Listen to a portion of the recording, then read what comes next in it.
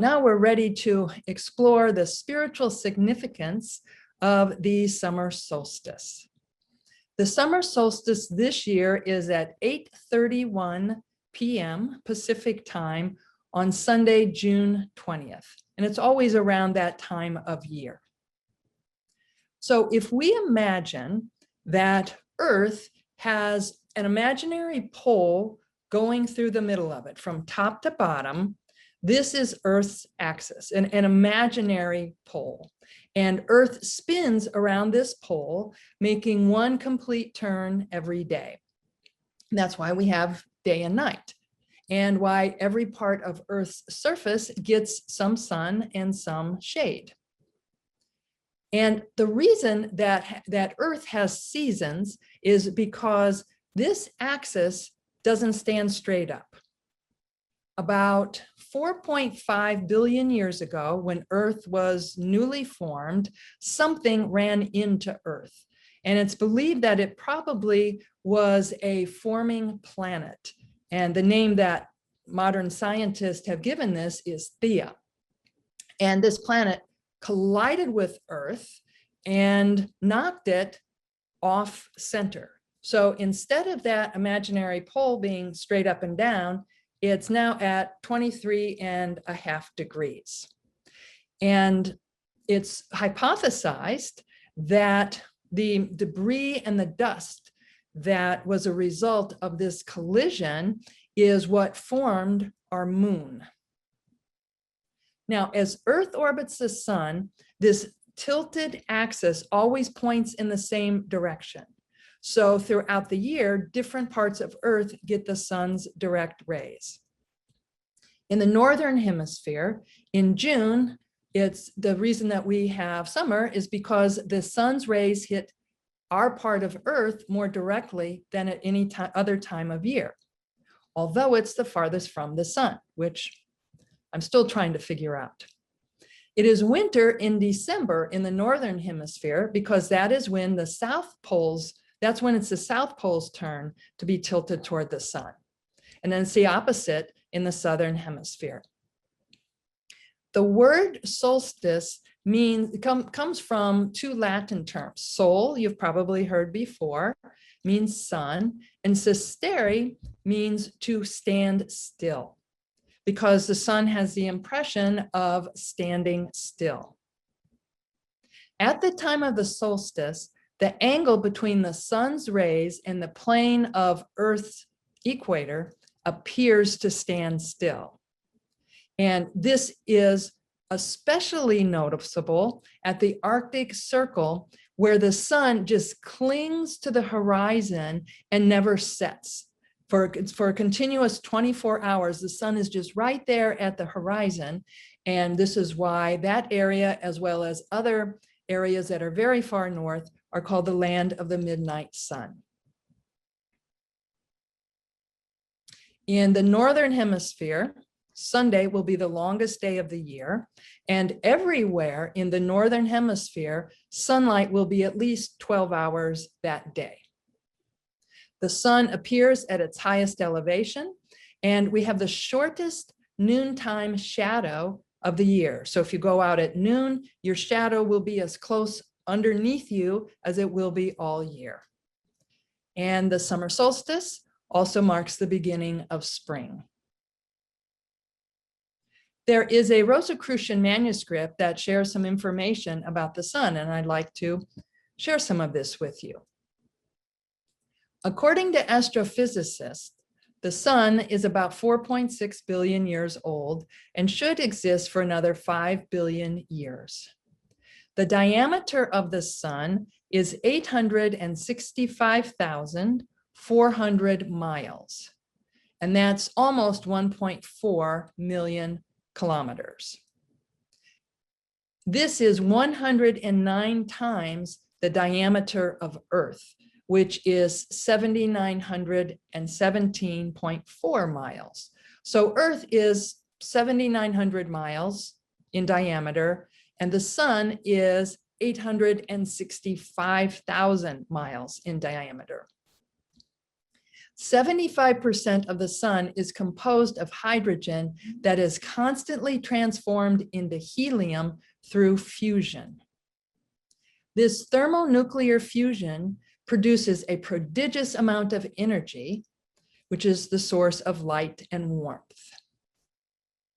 Sunspots are whirlwinds of hot gases that rise up from the sun's interior through the effects of magnetic fields. Their temperature is around 8,100 degrees Fahrenheit, and that's about 4,500 degrees Celsius. In addition to sunspots, the sun also periodically ejects enormous quantities of energy in the form of gigantic blasts of invisible radiation, primarily X-rays, ultraviolet rays, and radio rays. Now we're going to watch a 5-minute video produced by public television's NOVA, which is through WGBH in Boston, and it's called Secrets of the Sun, the Solar Dynamics Observatory. We're going to be able to look at the sun. In 2010, NASA launched the Solar Dynamics Observatory, which made it possible for the first time to produce these amazing images, these 3D images of the sun, so that instead of it looking, we see it as a circle, but we don't really see it as the sphere that it is. With these 3D images, we're able to see it in much more detail. So I'm going to share that with you now. Energy reaching the sun's surface doesn't just result in sunlight. It can also trigger solar storms. Understanding the sun's destructive power requires 24-hour precision surveillance, something that, until recently, was impossible to achieve. 5, 4, go for main engine start, 3, 2, 1, 0, and ignition and liftoff of the Atlas V with the Solar Dynamics Observatory. February 2010. NASA launches its most sophisticated solar satellite yet.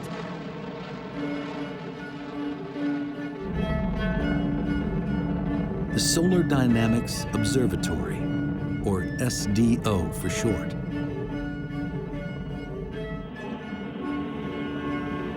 Coming up on that one.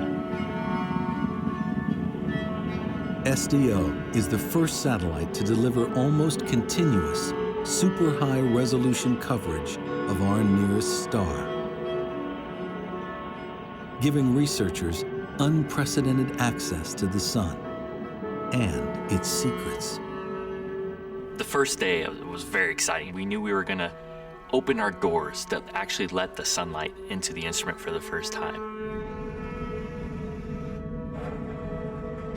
We started looking at the first pictures, and it was almost in focus. And as soon as we focused it, it was just beautiful. The new images reveal the sun like never before. An alien landscape where strange structures ebb and flow. Giant tornadoes, hundreds of thousands of miles high, that could easily engulf the Earth. And superheated bubbles of plasma the size of Alaska. When I look at the pictures, I think they're really beautiful. I'm struck by the dynamics of it. Things are changing all the time, no matter where you look. And I'm also pretty daunted by the complexity of it all. That's not surprising. Previous satellites only revealed a portion of the sun in high resolution. Now, they see it in mind-boggling detail. Now, in order to look at the Solar Dynamics Observatory images that we're bringing in every day, we've built this very special wall, which is 9 high-definition television screens together that can display these images, so that the instrument and the display system together are an entirely new way of looking at the sun. We can see all the details of what is going on, and that is really a quantum leap in solar physics.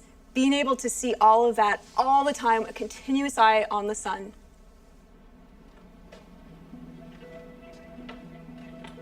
One of the most important aspects of SDO is its ability to see sunlight across a range of wavelengths, the equivalent of looking at things glowing at different temperatures. Our eyes are most sensitive to sunlight glowing at around 10,000 degrees Fahrenheit. At this temperature, the sun's surface looks almost featureless. But at hotter wavelengths, normally invisible, a far more dynamic picture emerges. The February 15th, 2011 storm is a perfect example. In this repeating image, at around 90,000 degrees Fahrenheit, SDO captures just a ghostly trace of the CME wave. But at just over 1,000,000 degrees, the superhot plasma rippling away from the eye of the storm is much clearer. This allows researchers to see coronal mass ejection waves evolving across the entire sun.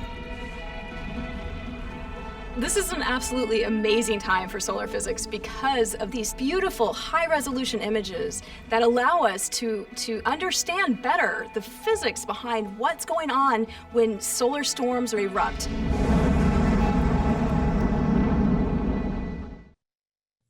Isn't that amazing? Certainly, not only does it impress me, but I just feel such respect for all that energy. So now we're going to explore some of the ways that the summer solstice, this focus on solar energy, is celebrated throughout history. Perhaps the most famous is at Stonehenge. And no one knows exactly who built Stonehenge. You're probably aware that it's in England, and it was probably built starting around the year 2600 BCE. So these are very ancient stones that are aligned so that when the sun rises on the summer solstice, it lights up the inner circle of the structure. And no one's certain exactly why this was created. Many experts believe that it probably was more important for the winter solstice because it has the same effect. And they're guessing that it would have been more important to welcome the light back in the middle of winter instead, or at the beginning of winter, instead of celebrating the summer solstice so much. But no one knows for sure why Stonehenge was built. Every year, tens of thousands of people go to Stonehenge in England around for the morning of the summer solstice to watch the sunrise and hit this inner circle. And it's funny because some of the experts say that it's made it become much more prominent, but that might just be because it's more comfortable to come there in the summer and do that rather than go to the same location and watch the sunrise on the winter solstice. But that's a very well-known connection with the summer solstice. The Egyptians worshipped deities related to the sun. The Sphinx is oriented so that on the day of the summer solstice, when the sun sets, it sets between the two pyramids of the pharaohs Khufu and Khafre. So they definitely knew about this astronomical position. Ra was the king of all of the Egyptian deities and was considered to be the father of creation in Egyptian mythology. He was the patron of the sun, of the heavens, of kingship, of power, and of light. He was not only a deity who governed the actions of the sun, he could also be the sun itself, and he was also considered to be the day itself. He had many different forms, and when Ra would combine with other deities, he would take on special characteristics. For example, when he combined with Amun, he became Amun-Ra, and represented the raw universal power of the sun, which again, I have a new appreciation for after watching these images. When Ra was combined with Horus, he became Ra Horakti, or Ra Horus in the horizon. Horus represents Ra in human form as the pharaoh in Egypt. So the ancient Egyptian pharaohs were considered to be related to Ra. And Ra could also take the form of Sekhmet, who was his daughter.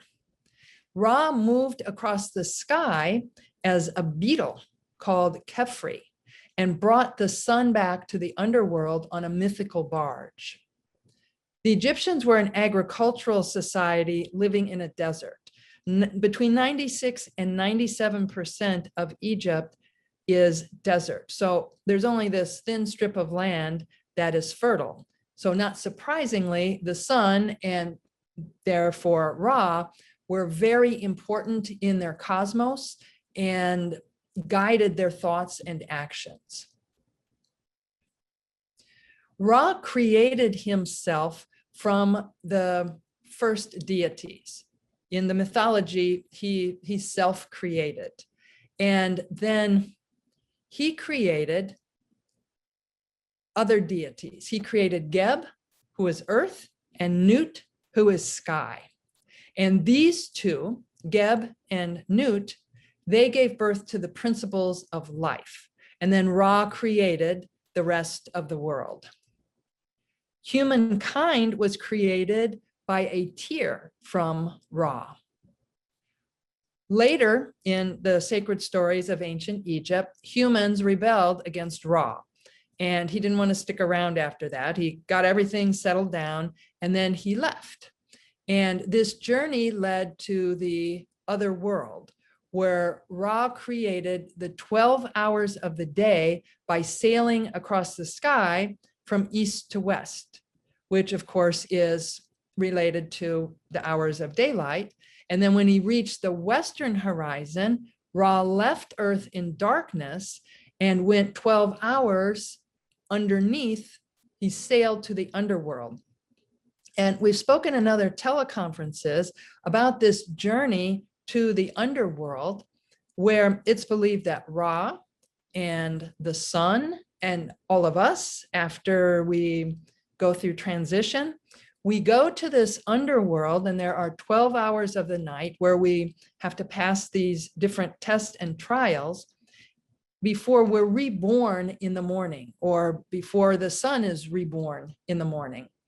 And this is the place of pure potentiality called the Am-Dawat. It's the place where everything that exists in the world exists in its unmanifested form. And the sun goes there at night. The sky goddess Nut, she swallows the sun and gives birth to the moon, and her body is the place where the Am-Dawat exists. It's when we look up at the sky, we see the front of the goddess Nut, and beyond her is that realm of the Am-Dawat. Many of us are also familiar with Pharaoh Akhenaten and his reverence for the sun that he called the Aten. Akhenaten's name, he changed his name. It was Amenhotep IV, and he changed it to Akhenaten, which means pious towards Aten. And he built a city out in the desert to be the place, the center for his new religion that he created, dedicated to the Aten. And he called that Akhenaten.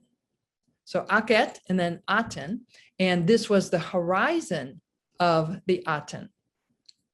And I'm going to share with you a poem that Akhenaten, the pharaoh who lived in the 18th dynasty of ancient Egypt, this poem is called The Great Hymn to the Aten. I'm going to share just a few excerpts from this.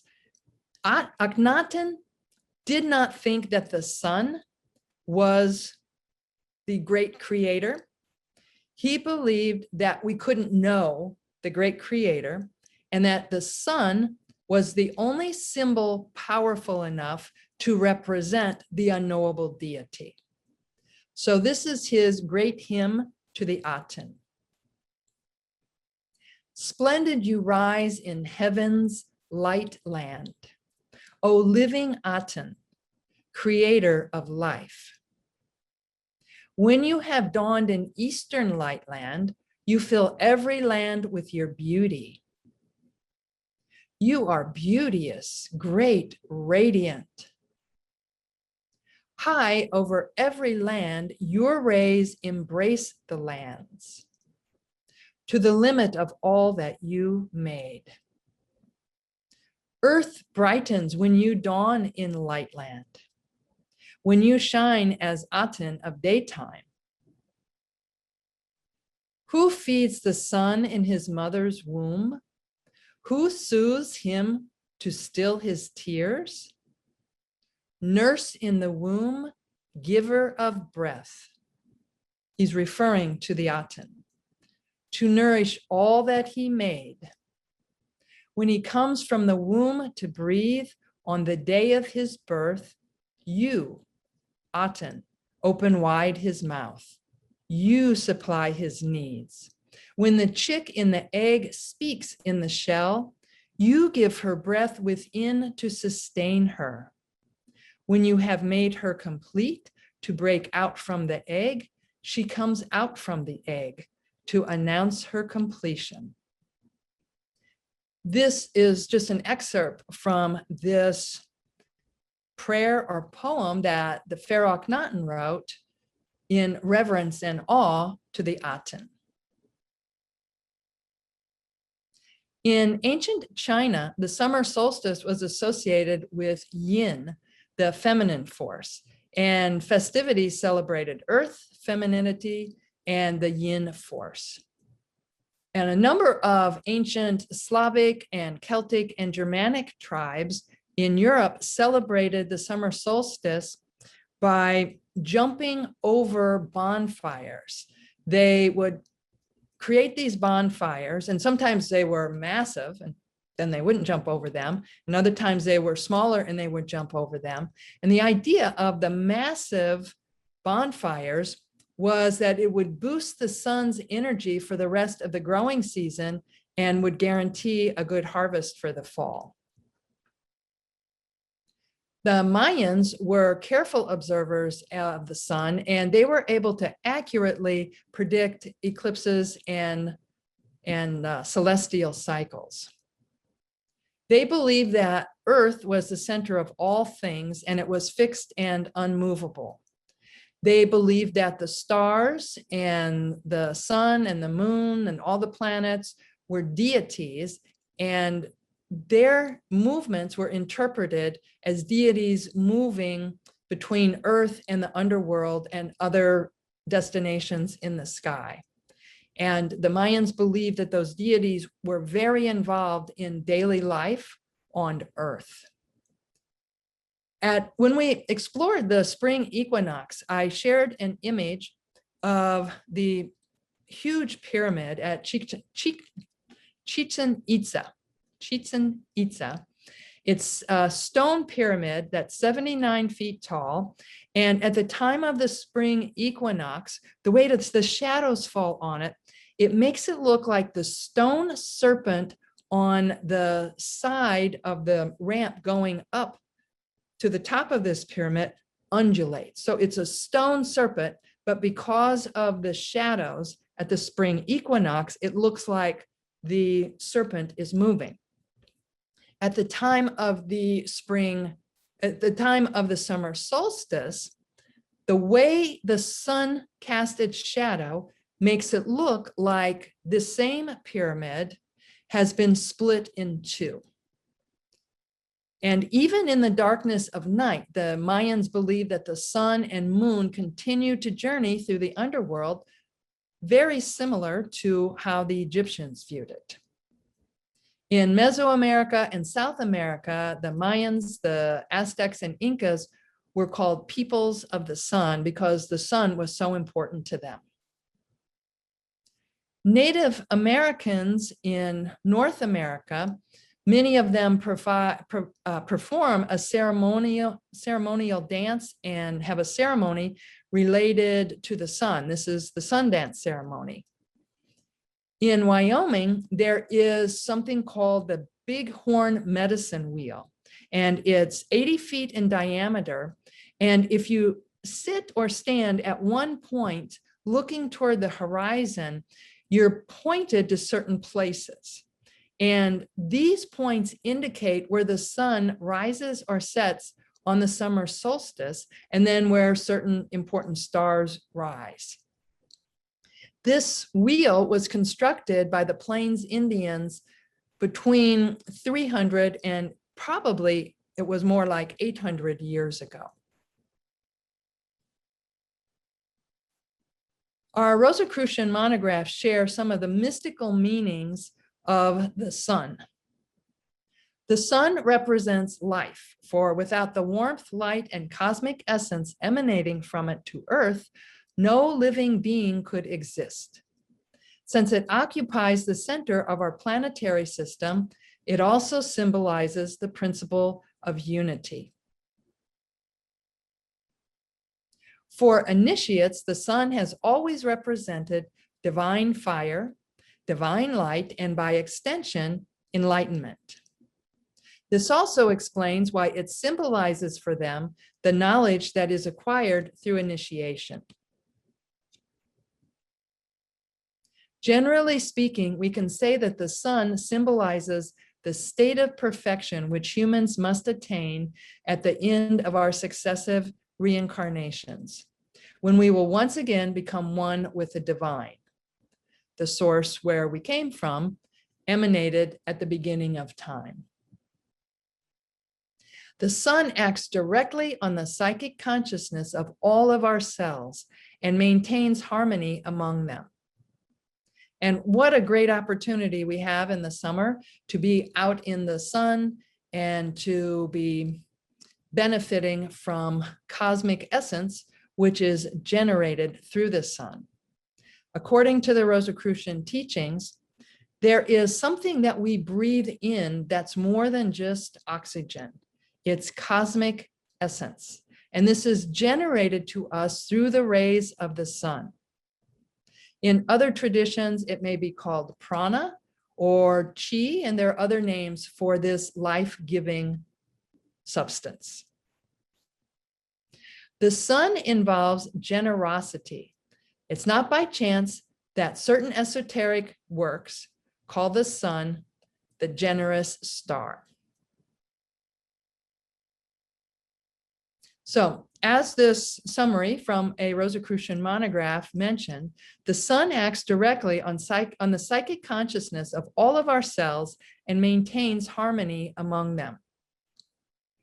From a Rosicrucian viewpoint, life is a manifestation of vital life force, and this energy is indestructible and eternal. It is the material form that life assumes and not life itself that progressively decomposes when we no longer are alive. The goal of all living beings is to provide a vehicle for life, and through this medium, to give to the universal soul a tangible basis for its cosmic evolution. Now, vital life force has a negative and a positive polarity, and these aren't good and bad, they're just the polarities. Negative corresponds to the energy that we receive from food and drink, and the positive energy comes from the air that we breathe. And again, it's because there is a substance in the air that we breathe that is more than just oxygen. It's the cosmic essence. Now, in humans, with each breath, the air's oxygen is immediately fixed by the physiological function of the cell's cytoplasm. And the air's cosmic essence is assimilated by the psychic functions of the nucleus. So when we breathe in, the air goes to the cell's cytoplasm, the oxygen, and the cosmic essence goes to the nucleus. Just as the nucleus of an atom is the heart of atomic life, the sun is the center of planetary life. It not only radiates light and heat towards Earth, it also provides the cosmic essence which saturates air. Now, as we've discussed before, within our being, there are psychic centers, and these are places where they're either glands or a plexus or an organ, and they're places where a lot of nerves come together. And in other traditions, chakras are similar in the East. They're not exactly the same, but chakras are similar to the Rosicrucian view of psychic centers. Of all of our psychic centers, it's the pineal gland that assimilates the largest quantity of cosmic essence. The pineal gland is at the center of our forehead, but it's not on our face, it's in the center of our head. And we're going to practice a meditation now related to the sun and the pineal gland. So please sit in whatever way is most comfortable for you.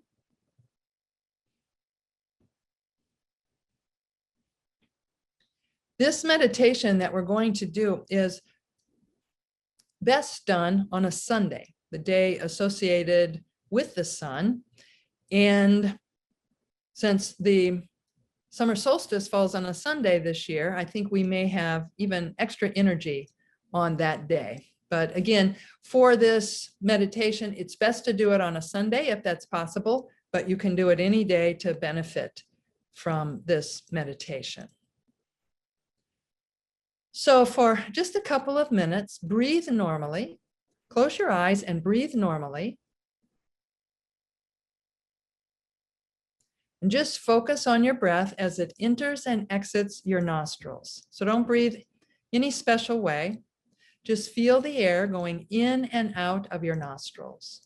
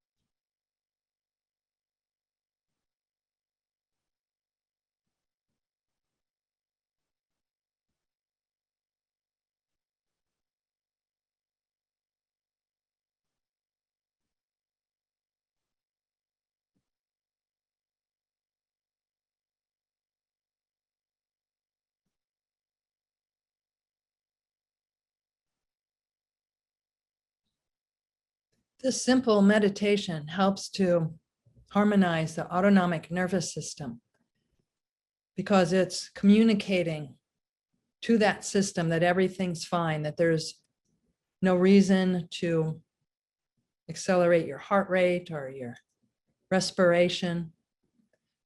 It's helpful to practice this simple focus on our breath before any other meditation, before we go into our sanctum periods. If you're waiting to go into an affiliated body, just sit and gently focus on your breath. Now we're going to practice negative and positive breathing. And this is just to harmonize our system. To practice negative breathing, exhale completely. Hold your breath for as long as is comfortable. And then when you inhale, don't hold your breath. So you're holding your breath while the lungs are empty. And just do this for as long as is comfortable.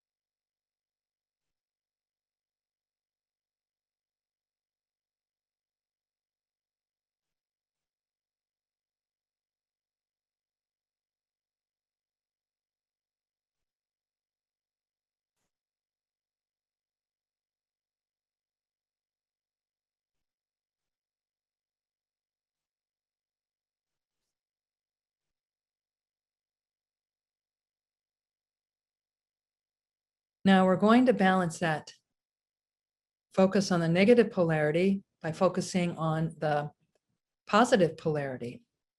So this time, hold your breath while the lungs are full. So take a deep breath. Hold that breath for as long as is comfortable. You're holding the cosmic essence in your lungs for a longer period now.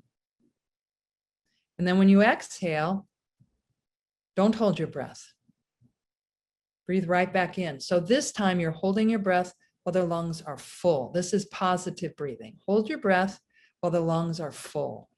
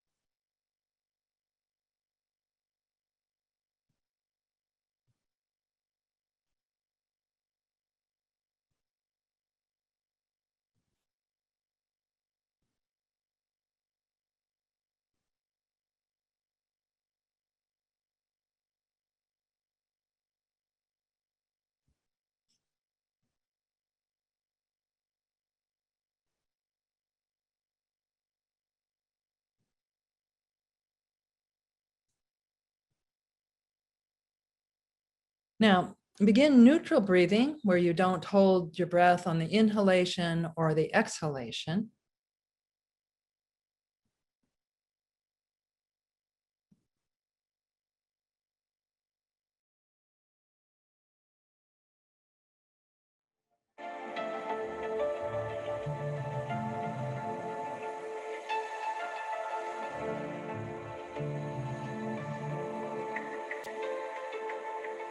So gaze upon this image of the sun.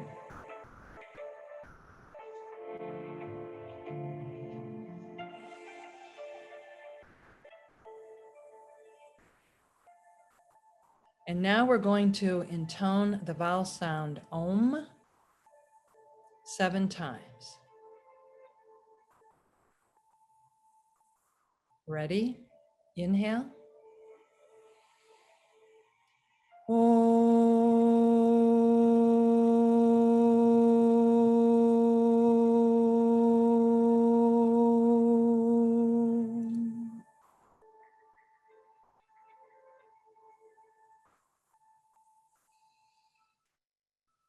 Om.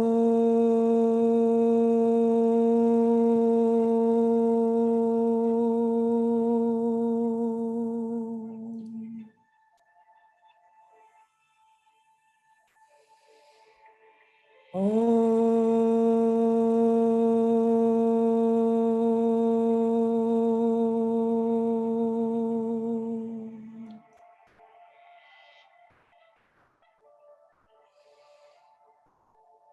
Om.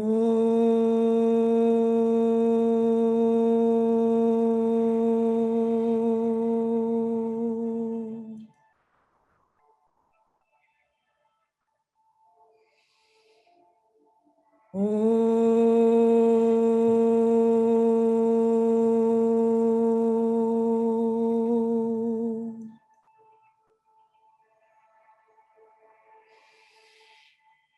Om.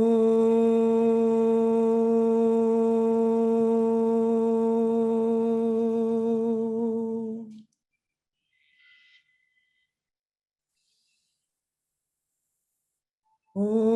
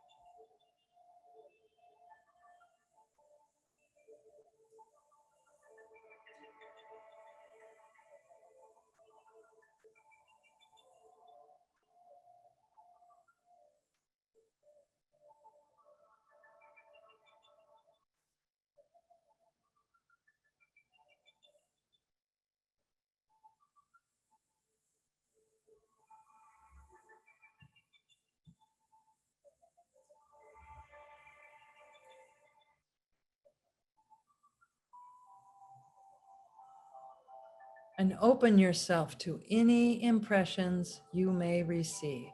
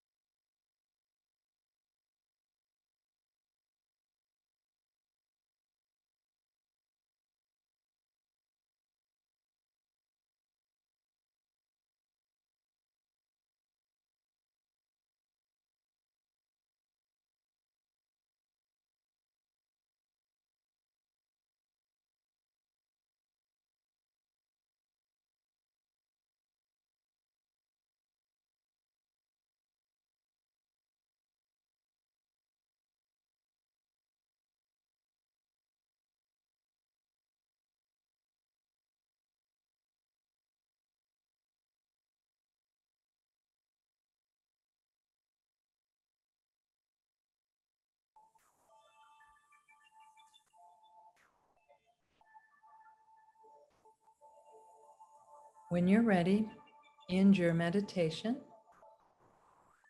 and slowly open your eyes.